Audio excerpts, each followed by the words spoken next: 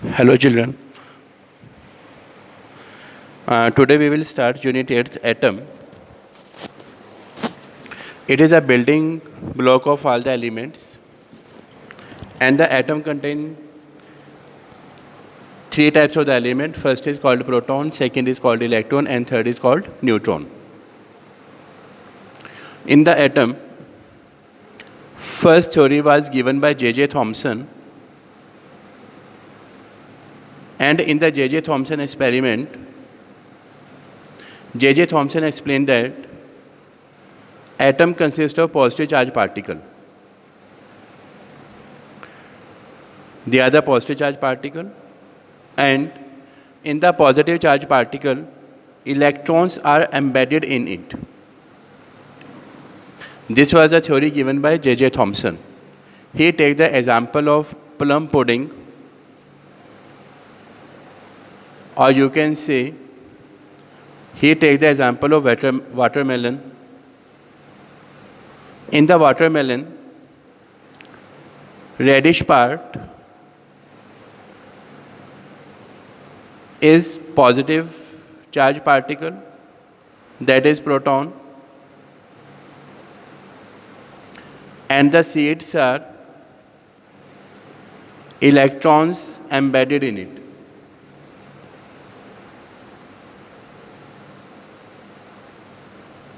This was a theory given by J.J. Thomson.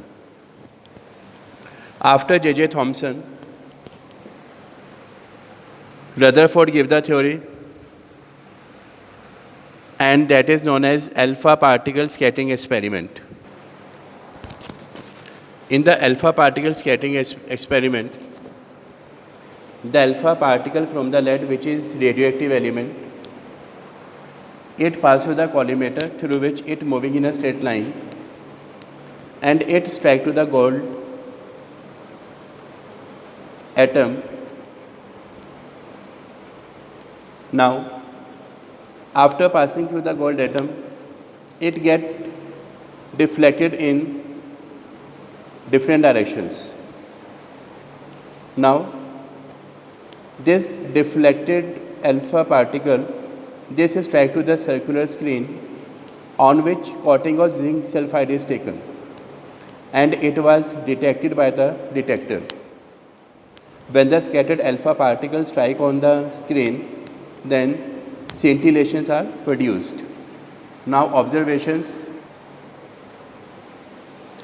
It was observed that most of the alpha particle goes undeviated. Second, very few alpha particle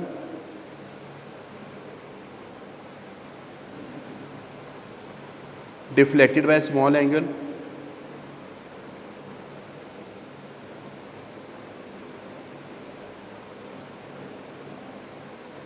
And third is very few alpha particle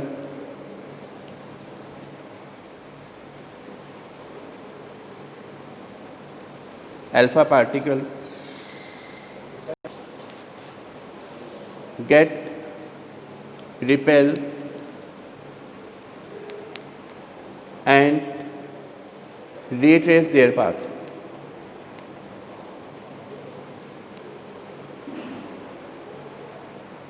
Now conclusion. If most of the alpha particle goes undeviated, it means most of the part of atom is empty.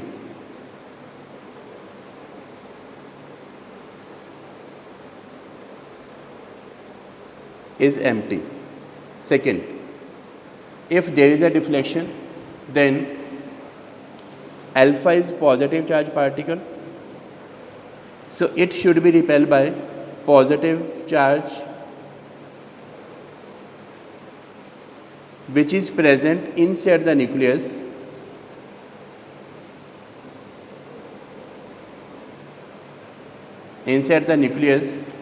So the central part of the atom, this is central part, it is known as nucleus.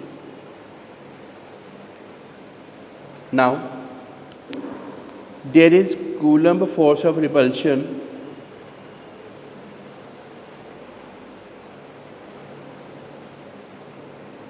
Coulomb force of repulsion between alpha particle and positive charge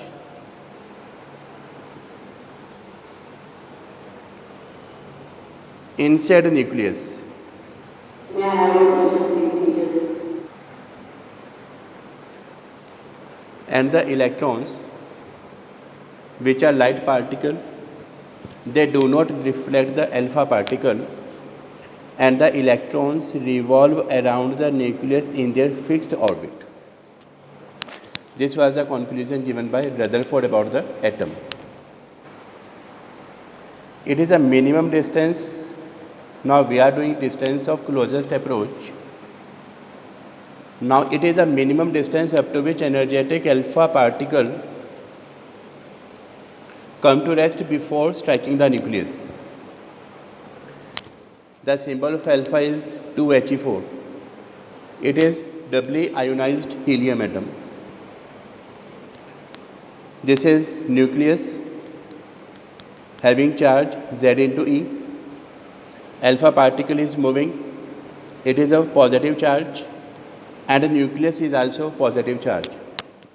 So the positive charge of the nucleus, it will repel the alpha particle. So alpha particle will be retarded, and at this point it come to the rest. Now at the point P it come to the rest, then this R0 is the distance between center of the nucleus and the point P.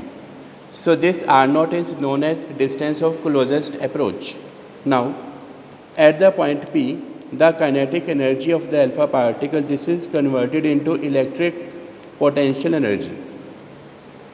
Now kinetic energy is half mv square, and the electric potential energy we know, this is 1 by 4 pi epsilon naught, charge of the nucleus Ze upon distance R0 into the moving charge particle.